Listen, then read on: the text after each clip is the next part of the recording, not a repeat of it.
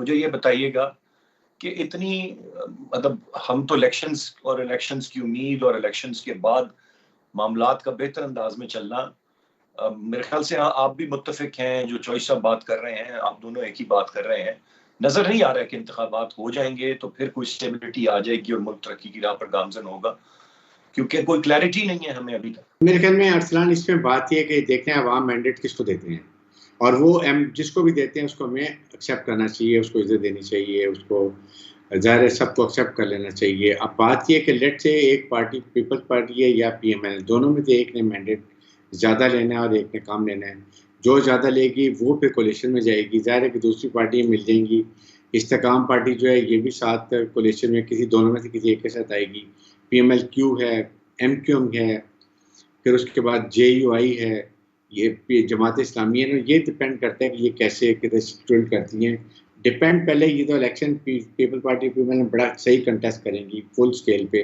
अब मैं 1 2 3 4 सीटें हो सकती हैं डिस्कस करते हैं, 5 से ज़्यादा नहीं होंगी। फिर उसके बाद देखना है कि जो पार्टी ज़्यादा वेट लेती है, कोई ले लेती है 80-90 वोट सीटें लेती है, फिर बाकी पार्टियां उधर जाएंगी और कोलिशन में हुकूमत बनेगी। लेकिन कोलिशन आई ऑलवेज से कि मुल्क के लिए सिंपल मेजॉरिटी ऑलवेज बेटर था कि वो एक ब्लैक मेलिंग के बगैर मुल्क के लिए और अवाम के मैंडेट का एहतराम करती उसको लेके चले।